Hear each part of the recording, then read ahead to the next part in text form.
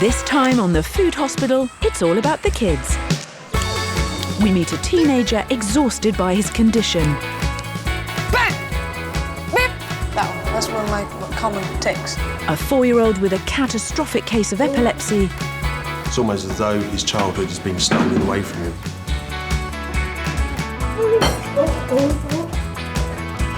We investigate if party food really does send children wild. Don't realise what an impact it does have on the children. Plus, we reveal the results of our Fibre challenge.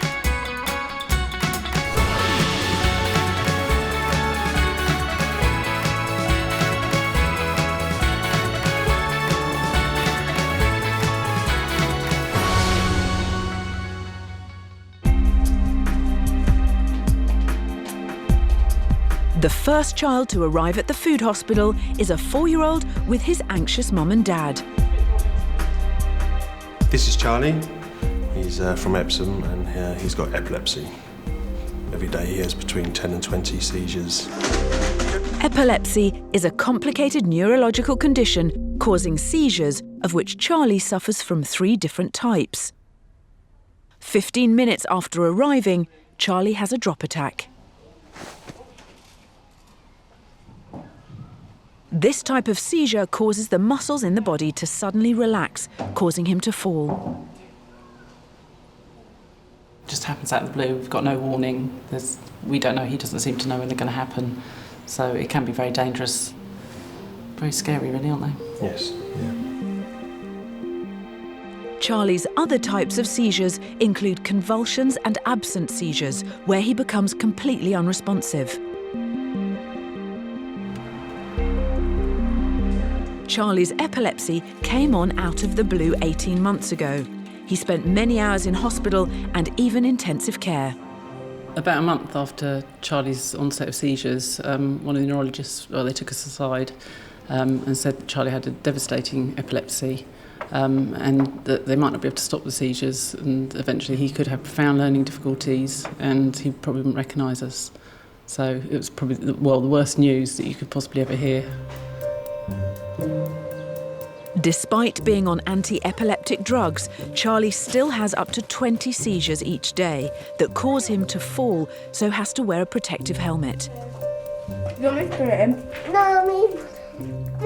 Oh. You all right, sweetheart? All right. You okay, Charlie? Oh, okay, it's okay. All right, it's okay. Come here. Yeah? My main wish would be to have Charlie back, to be seizure-free, medication-free. It's just so unfair on him. It's sad to see it. Charlie's parents, Debbie and Wayne, are hoping GP Gio Miletto can help. So I understand you've got some footage that you want to show us.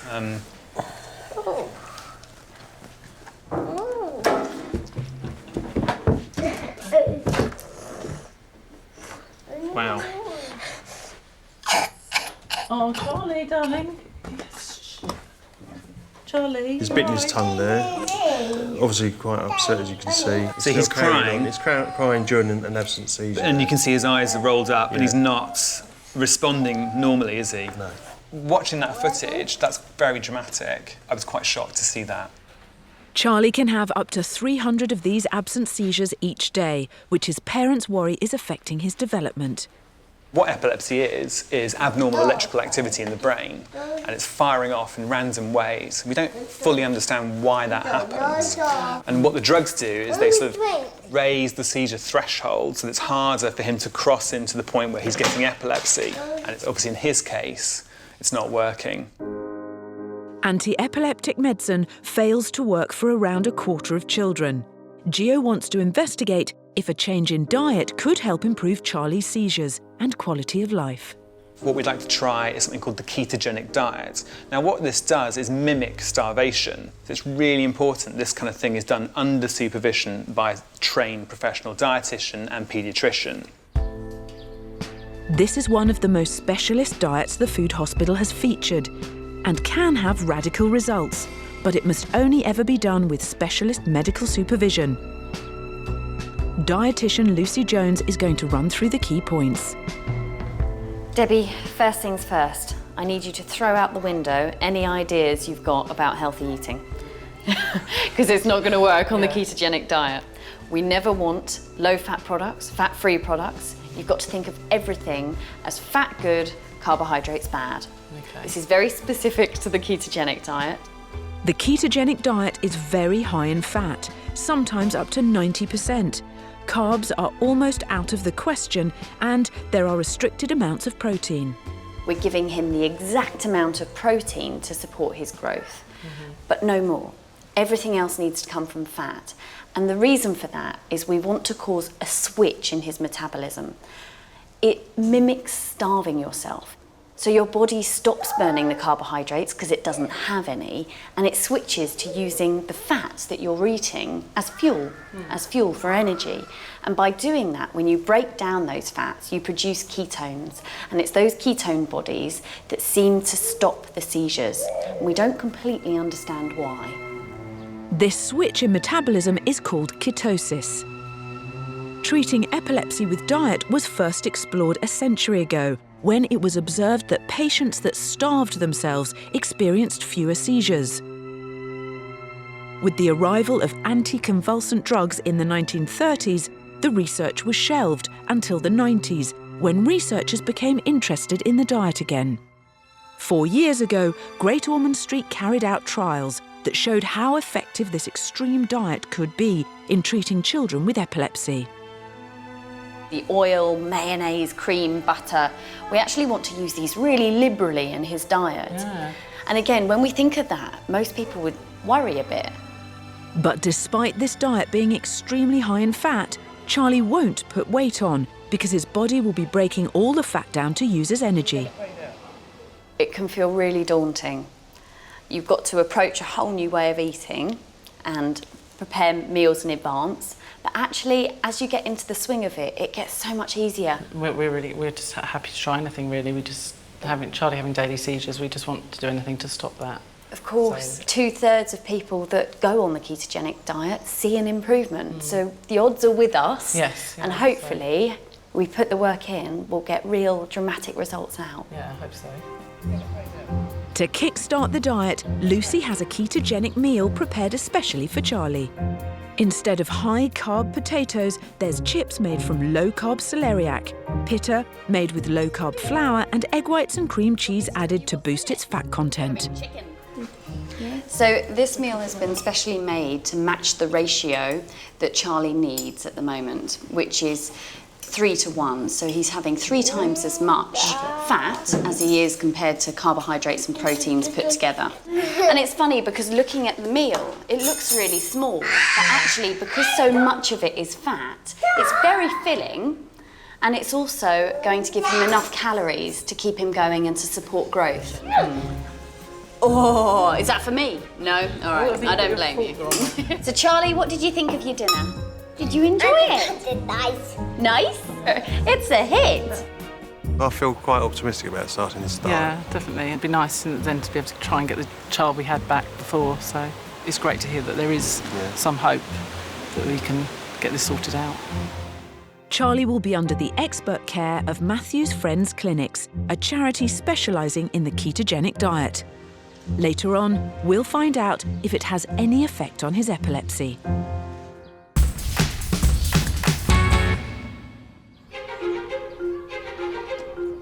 Sausage rolls, cakes, crisps, sweets and fizzy pop, a traditional spread for any kid's party. But for many parents, it feels like a recipe for disaster. They tend to get very moody.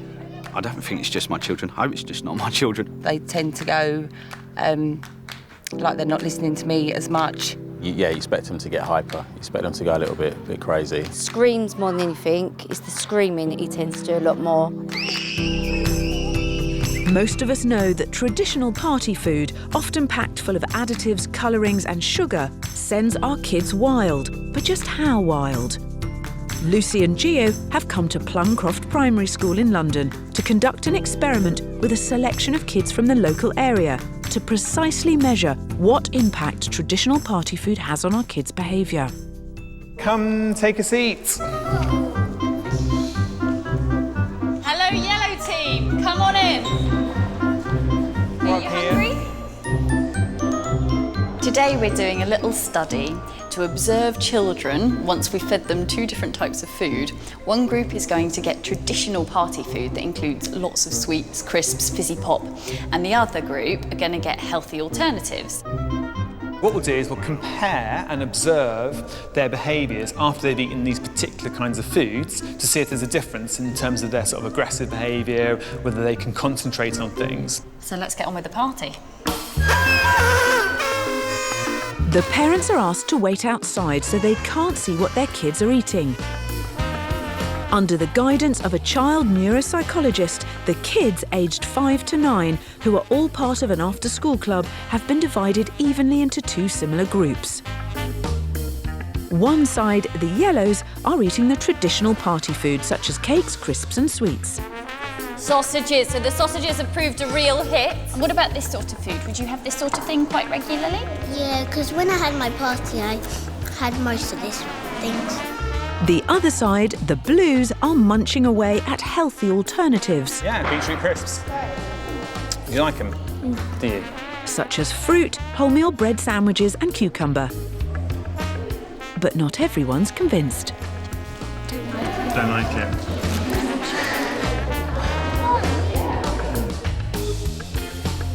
Pretty soon, both sides are getting into the party spirit. Are you feeling full of energy now?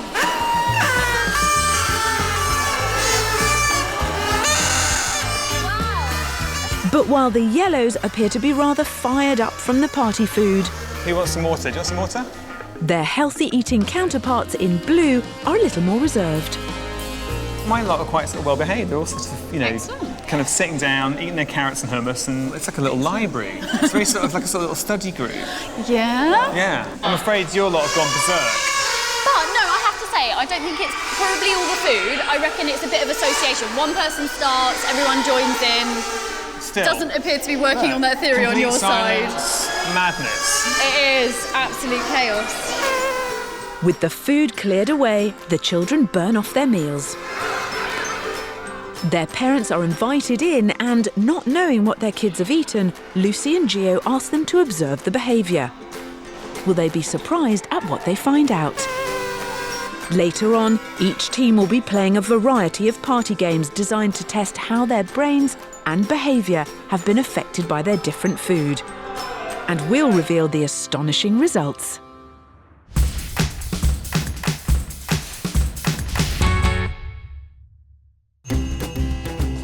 Next at the food hospital is a teenager with an exhausting neurological condition. My name's Sam, I'm 15 and I'm from Yorkshire and my condition is Tourettes syndrome. Tourette's is a condition affecting the brain and nervous system, leading to involuntary random sounds and movements known as tics. I was diagnosed with it when I was 8. It causes me to have motor and vocal tics. I either do that, what I'm doing now, and clap. And I sometimes shout bang or really loudly, bang, like that. Beep, that one. That's one of my common tics. Whilst tics usually pose no threat to physical health, people affected can experience embarrassment. Most people in school don't understand. Kids around sometimes tease me and it's horrible.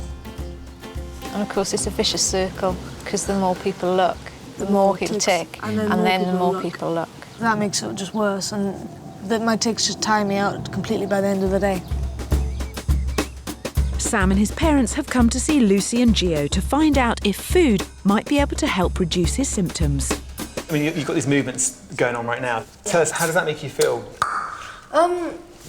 Sometimes I just feel, sometimes, say if it's in public and I do that, it makes me feel a bit awkward or sort of embarrassed in a way. But do you sort of get a sense of relief from doing it? Like, would it be difficult not to? It's really difficult not to do it, and people just don't understand that sometimes.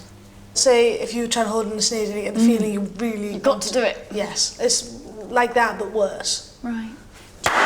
Do you find yours gets worse and better? Yeah, it does get worse then better over like a long period of time, just sort of like a wave of good and bad. Even throughout the day, they notice in school where it might be worse towards the end of the day because Sam's getting tired. So that's quite interesting that you've linked the tics getting worse when you're feeling tired. Is there any other scenarios that you notice them getting worse? Stress? Or stress? Say just before a school play or something like that. That's usually when it gets really worse. Bang! Tourette's is caused by parts of the brain that process movement not working properly, though the exact cause is not known. Whilst no studies have been able to prove a link between diet and Tourette's, Gio and Lucy want Sam to follow their neurological support plan to see if it can help reduce his symptoms. For you personally, do you notice that any particular foods act as triggers for your tics? Artificial flavours, mainly orange for some reason. And how does that affect you when you have it? It just sort of makes me a little bit hyper, but it also affects my tics and makes them sort of go up the wall, basically. So Sam, what you're telling me is when you eat junk, it gets worse? Yeah. Okay. I'm glad we cleared that up. The neurological support plan has a two-pronged approach. The first is to cut out stimulants which may exacerbate Sam's tics. So taking out anything that could be implicating behaviour or excitability, and that includes things like caffeine, a lot of additives that could be impacting on your tics. Sam will need to cut out caffeinated drinks and certain foods containing additives, so pop and processed foods are out and fresh is in. The second part of Sam's plan is to introduce micronutrients that are needed to support healthy neurological functioning. There's two nutrients in particular that we're going to focus on, and those are magnesium and B6. And the foods on the table here are all sources of magnesium and B6. The exact role or benefit in Tourette's is not established at all, but we know that both have a very important role to play in normal neurological functions. So if you're deficient in those things, it can exacerbate neurological disease. Some studies have also found that a magnesium and B6-rich diet can improve symptoms in people with anxiety, PMS and autism. So Sam, do you have an interest in what you eat? I have a certain interest in food because I wouldn't mind being a chef when I'm older. So. Really? So do you cook at the moment? Oh yeah.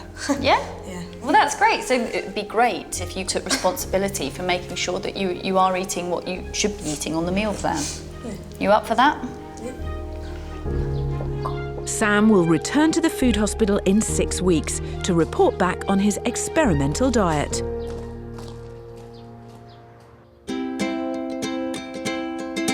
Five weeks ago, we launched the Food Hospital Fibre Challenge in a bid to get the nation to eat more fibre and reduce your risk of developing bowel cancer, Britain's second biggest cancer killer.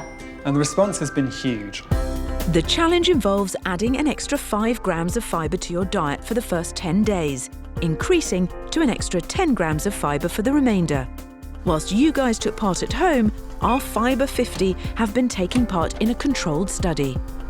When I'm tempted to go for the wrong thing, I have the handy reminders of the Fibre Challenge posters to remind me which is the right thing that I should be reaching for when I open this cupboard. They've been monitored throughout alongside a bona fide control group, and their data has been scrutinised by experts in the field.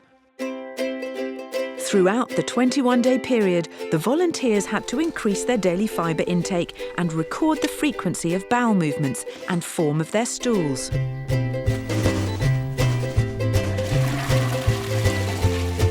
For the first 10 days, when they ate just 5 grams of extra fibre, there was little difference in their bowel habits. I don't think I've noticed much change in my digestive system, apart from maybe a bit more gas. I think Louise is worse than me, to be honest. But when they increased it to an additional 10 grams a day, they reported a slight improvement in bowel habits and a definite improvement in a feeling of well-being. Probably the best part of it is noticing a difference in how I feel when I go to the toilet.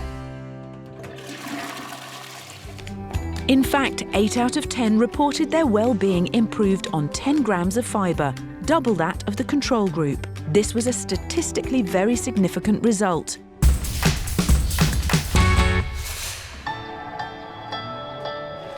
Five weeks ago, 4-year-old Charlie was prescribed a radical high-fat diet to try and improve his epilepsy and reduce the need for the prescription drugs that aren't working.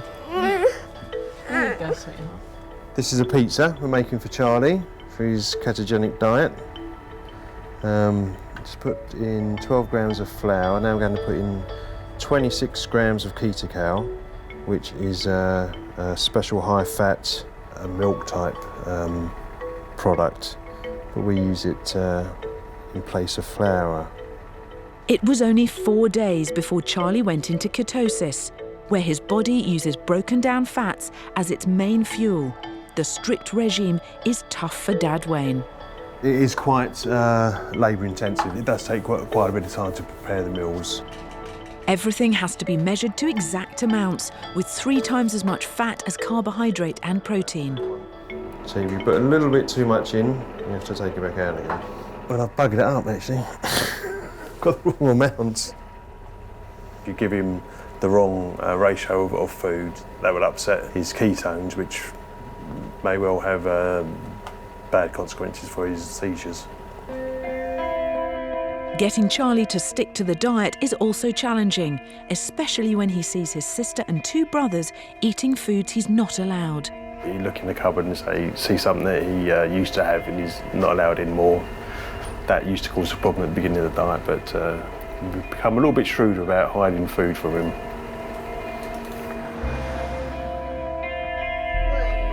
Despite the challenges and having to resort to the odd spot of telly to get his meals down him, Charlie's parents have seen an encouraging decrease in his seizures. A couple of weeks ago, at this time of day, Charlie would have had at least 4 or 5 drop or jerk seizures. He's not had any today. Charlie's ketosis is starting to have an anticonvulsant effect. The reasons for this are not fully understood yet. The results so far are promising, but Debbie and Wayne know it's still early days.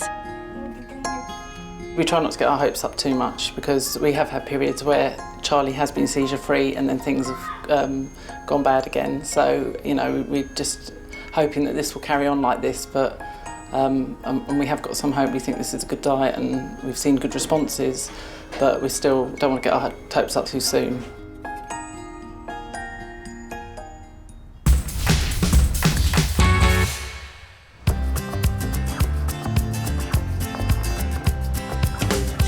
Dr. Pixie McKenna, and throughout this series I'll be tracking down the real heroes of the food world. Instinctively, many of us assume water is the best form of rehydration after sports. But what if milk was better? Nature's own sports drink. I'm at Loughborough University, the home of British sports science, to meet Dr. Lewis James, who wants to show me that skimmed milk may be even better than water at rehydrating us after exercise. I thought I was going to be on my own today, but I see we've got company. What's happening here? Well, we've got an under-14s football team here that are going to get a little bit hot and sweaty, and we're going to have a look at whether we might be able to influence their rehydration after exercise. OK, so how are we going to do that? Well, we're going to look at 2 different drinks. We're going to look at water and, perhaps surprisingly, skimmed milk. Firstly, I want to find out what the boys would normally drink to quench their thirst. Does anyone here that would drink milk after exercise? No. Drink water. You drink water? Sports drink. Sports drink? So nobody drinks milk? No. It would just be something that you would put in your cereal, really. Last week, Dr. James gave these same children either a drink of milk or water after they had done a training session. Then he monitored how quickly their bodies rehydrated by measuring weight and urine output over a 3-hour period. Today, he'll do the same, but will reverse the drinks, and the results will be compared. When we exercise, we lose water, mostly through our sweat, but also through the tiny water droplets lost through our breath. This dehydrates us and we feel thirsty, and usually we turn to water or sports drinks to quench our thirst. But Dr. James thinks the combination of protein, fats, sugars, minerals and salts in skimmed milk helps the body retain water, making it more rehydrating, as well as containing calcium, which aids growth. Guys, good news! You can finish! After an hour on the pitch, it's time for the boys to take their drink of either milk or water. Over the next 3 hours, their weight will be monitored and their urine output will be measured to find out how quickly they rehydrate. So is milk better than water at rehydration? Find out later.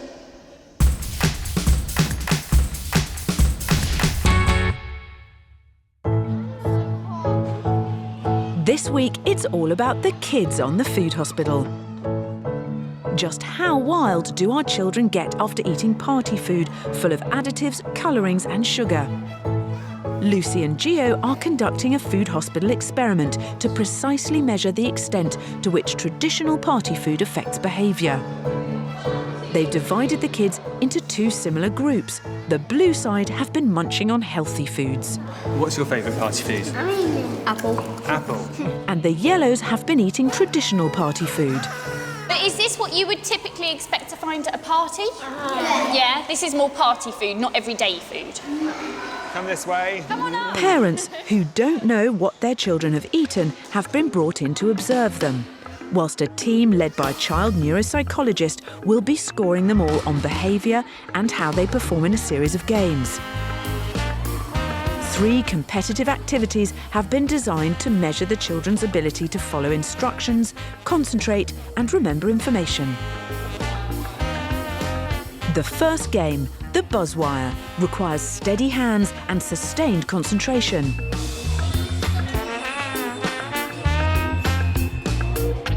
The second game, the jigsaw race, measures the kids' ability to concentrate on a single task. Parents are starting to notice some differences in behaviour. Darren, tell me what you're thinking right now. Well, my thinking is looking at the 2 parties in particular doing the jigsaw puzzles. The ones in blue are sitting there waiting their turn, where the ones in yellow, they're all, look at the picture, look at the picture. They're piling in there. They're piling in. And with the buzzer game, they're all standing up, trying to outdo each other, where these seem quite happy just to sit there and enjoy each other's go. Right. Okay. So the yellows are the ones that had the E numbers. All right. So you think the blues had the naughty party food and the yellows had the healthy food, and what makes you think that? I just think when it first came into the room, they seemed more hyperactive, and I think it's they're more on coming down from it. So you think so that's why they're calm now. Yeah.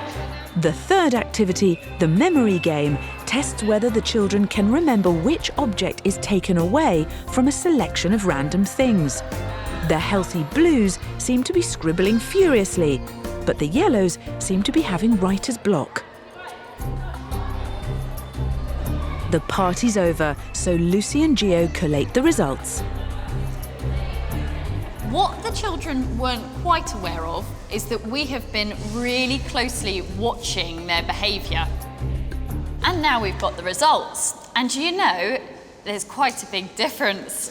In the blue group, there was not a single episode of anyone being mean. So well done, blue group. In the yellow group, there were 69, and that sort of result is echoed throughout all of them. 6 behaviours have been rated on a severity scale from 0 to 7. The blues' physical aggression scores, including hitting or pushing, totalled 8, whilst the yellows were 63. Hyperactive scores in blues were rated at 30, as opposed to 163 on the yellow side. In fact, the scores show the blues to be little angels all round. In total, the yellows had 720 bad behaviour scores, as opposed to the blues' 120. And the blues did 48% better in the games overall. We don't know what it is in the traditional party food that makes people behave in this way. We don't know if it's the sugar, the E numbers, the colourings, the flavourings, the fact that it's all refined, processed foods that isn't giving you a sustained release of energy. Or is it the lack of other nutrients, the things that it hasn't got in it, the things like zinc, iron, or the micronutrients? We don't know. But what we do know from today is if you want less tantrums, fights, aggression, it might be better to start thinking about what you're giving them for lunch and dinner. Definitely. Oh my God, you don't realise what an impact it does have on the children of what they do eat. The results today would mean that I will make changes to what I give my children on a daily basis. So I have to say, I was quite surprised by the differences in these results in terms of the numbers. I think I'd anticipated if any difference was going to be seen, it would be quite subtle. And actually, these suggest quite stark differences. There's obviously been a lot of press concerning E numbers and food additives, but to actually see it in play and to see the results was surprising, that there was such a defined difference between the two food groups, the healthier food and the party food.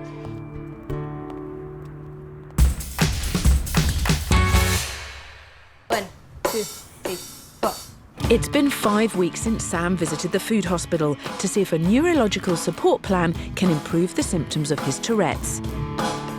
Lucy and Gio have asked Sam to eat foods rich in vitamin B6 and magnesium, which play an important role in healthy neurological functioning.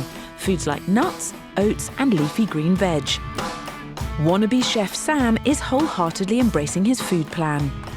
Green pesto, I usually put but I like mine sort of cheesy really, I don't know why, but it's really nice when it's got a load of parmesan in it. Sam wants to be a chef and he's doing a college course and everything, so he did cook a little bit beforehand, but now he cooks an awful lot more. We tried to just to encourage him to cook a bit more so he can see what's going into the food, and he enjoys doing it. So, you know, we're not treating him as a slave, getting him to cook every meal. Sam has also been asked to cut out any stimulants that may aggravate his symptoms, so has started making his own snacks, like oat biscuits, made only from fresh ingredients. There's no preservatives or additives or nothing processed, basically. So nothing like that, nothing that has like rubbish in it or anything like that. Crap! He's been keeping a log of his tics and thinks he may be starting to notice a slight difference in his symptoms. The urge that I have to tic is actually starting to sort of disappear a bit, slightly. But it's early days and sticking to the dietary changes is by no means easy for 15-year-old Sam. The things I'd be missing the most would be white bread, chocolate, things with sugar in really, because all kids like them. How about drinks? Oh, drinks, pop. That's one of the main drinks I've missed was lemonade. Sam does have friends in school that are eating different things in their packed lunches which Sam can't have, and I think he's been good. I think he's, he knows that he wants to do this diet and he wants to see if it's going to help him. Will Sam be able to keep it up and resist temptation? Done. All we need to do now, Sam, is clean up. Yes.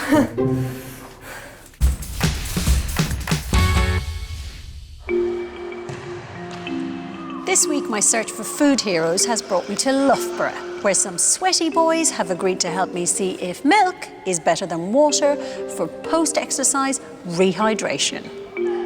Dr. Lewis James is convinced that skimmed milk has food hero potential.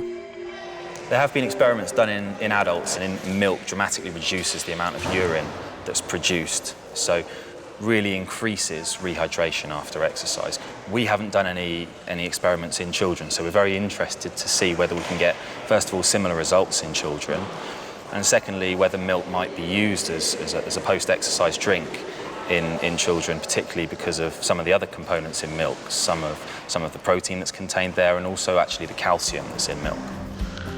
This group of teenagers have undergone 2 training sessions. After one, they drank milk, and after the other, they drank the same amount of water.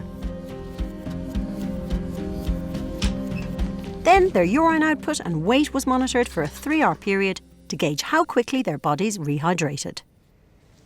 Right, guys, you've had your exercise, you've had your milk, you've had your water. Here's Mr. Science to tell you the results. The blue liquid represents the amount of urine the boys passed after drinking water and after drinking milk. The glass in your left hand signifies how much urine you produced when you drank water. The glass in your right hand signifies how much urine you produced when you drank milk. The less wee they produced shows the more rehydrated they are. Those of you that have got more drink in your left hand than in your right hand, please take a step forwards.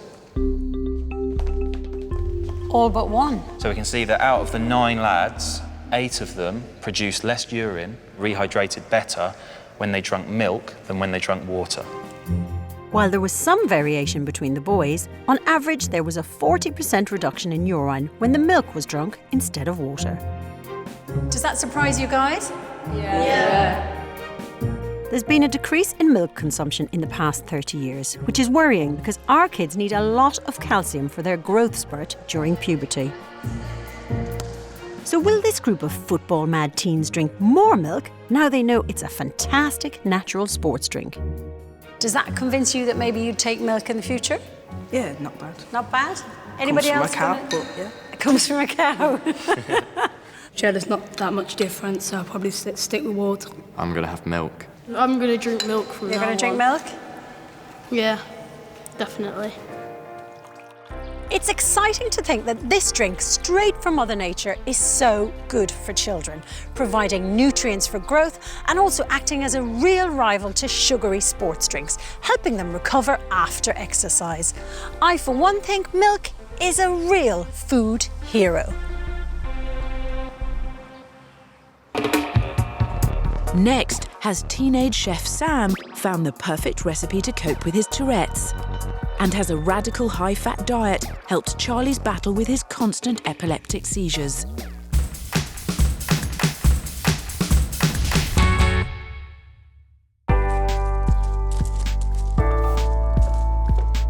Six weeks after his first visit, 15-year-old Sam is returning to see if an experimental food plan has improved the symptoms of his Tourette's syndrome. Lucy and Gio ask Sam to cut out stimulants that may exacerbate his tics and eat a diet rich in magnesium and vitamin B6, as they are nutrients which help support healthy neurological functioning. Tell us how your Tourette's has been since we last saw you. It's gotten better, I have to say it. I'm not taking that much at the moment, so I think that the urge to tick has gone down. Okay, because that was something you're describing, like a sort of wanting to scratch an itch. Yes. You feel less of that, do you? Yes. Okay, this is really interesting, I think, because there's a tick log that had been recorded for the number of ticks he was having, a number of kind of vocal and motor tics during the day. And we've got here the sort of dark purple is the day-to-day log, and as you can see, that's up and down. But the blue line here is the average, and that's come down quite a lot. Sam's tics are triggered by stress, so they fluctuate on a daily basis. Tense days at school often result in worse tics, but overall, the diet seems to have had a positive impact. At the beginning of the month, when he was starting the diet, the tick log was up at 8. And a month later, it's down to sort of just under 5, so sort of 4.75, something like that. But I think this is, over the period of the diet that Sam's been on, it shows that it must have some effect. Yeah. This was always going to be our difficulty, wasn't it? Because we were going to try something experimental, and it didn't matter what the results, we were never going to be able to say, that's because of the diet. Because Tourette's naturally waxes and wanes, there is always that potential that this could have happened anyway. But it's incredibly coincidental that the immediate week after you started the diet, you noticed quite a big impact in the number of tics you were having a day.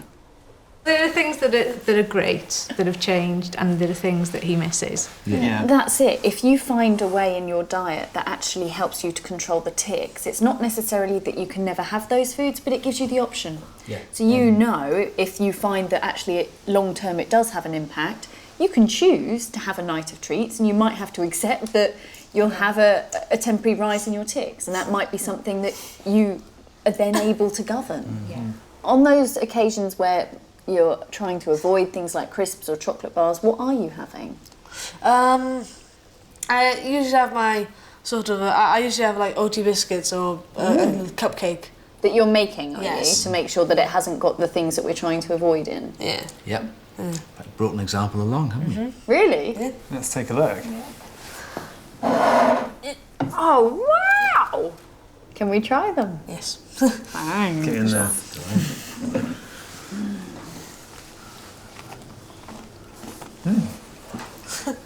Very good. What do you think? They're really nice. Very good. Thank you. Very chewy, good consistency, a little bit nutty. I like it.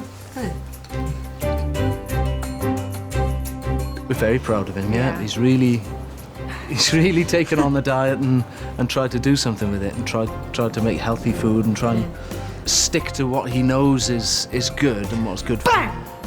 We've always been proud of the way he's handled his condition. So it'd be interesting to continue it, won't it, Sam, just to see whether that's sustainable. It's a bit of a surprising result with Sam. None of us really knew what to expect when seeing him back today, but you can't deny that on that scale of the tics, there was quite a dramatic drop in that first week following the dietary changes. So although this is really experimental, something we've done really does appear to have made a difference for Sam.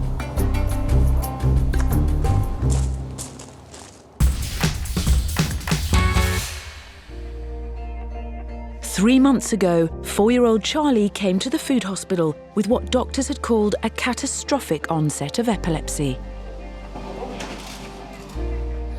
Prior to his visit, he was having up to 20 drop attacks and 300 absent seizures each day. But it's a very different little boy returning today. So Wayne, I can't wait. What's the verdict? The ketogenic diet has been quite successful. Really? Yes, we've been on it now for almost 3 months and he hasn't had a seizure since the 2nd of August now. Goodness, so that's like nearly 2 months. Nearly 2 months, yeah. He has not had a seizure? Hasn't had a seizure, no. So just to clarify, because he had lots of different kinds of seizures, different drop attacks, absent seizures... Tonic-clonics. Tonic-clonics, where he was shaking. Yeah. And you're telling me he's not had one seizure? He's not had one since the 2nd of August. Right. That is astonishing. And must be life-changing for you guys. It is, totally. Such a positive impact on our lives that to see that Charlie's now getting back to his old self. And what about things like the diet? Have you found that? The diet's quite labour intensive. It is everything has to be specifically measured out to his prescription. So it does take quite a bit of time, quite a bit of work. But the positive outweighs any negativity. Inconvenience. Yes. Yeah. Every now and again he'll say, "I want grapes or strawberries or chocolate," and we say, "Oh no, Charlie, you can't have that," and he's fine with that. So. That is a major hurdle that we've managed to clear. Very well. He has done. Because I'd imagine that would be something that most parents would find really daunting, is how to manage it if your child really wants something that just can't have. They just can't have it, no. The way we tell other parents and families that you wouldn't give a kid who's allergic to peanuts, so we can't give Charlie any other food apart from his prescription. That's a really good way of looking at it. Is he still on all of his medication? He is. He's still on all 3 anticonvulsant drugs, but we are starting to wean them off now. So you've started that process? Yes, he's coming down on his dosages? Yes, he is. That's not right. The results have been very positive and we're very glad that we started it and we're going to carry on. How many can you get? There are currently only 300 children and 20 adults in the UK being treated for their epilepsy using the ketogenic diet. Many more could benefit, but resources and funding are limited. This is amazing. It is absolutely. He's so much more alert and interacts so much more with other people. Yeah. He's just aware of his surroundings more as well. Yeah, so. Absolutely. Yeah. So it's giving him a chance to actually learn things and develop. Yes, yeah, that's it, because his development did sort of stop, really. It didn't, you know, he wasn't progressing at all, and now... He's playing? He's starting to progress again. He looks really happy. Yeah, and just the fact that he's coming back to the Charlie we used to know. So it's just brilliant. Where are you going with that ball? As with Charlie, the diet has revolutionised the lives of many families. Approximately half of all children with difficult-to-control epilepsy have significant seizure reduction when treated with the diet. We thought perhaps we were just going to get a reduction in seizures, but the fact that they've actually stopped is amazing, yeah. Charlie seems to be in the 10% that become seizure-free on the diet. The hope is that after 2 years, he can come off the diet completely and still be seizure-free. Amazing result for Charlie. This is a clear example of established scientific food as medicine.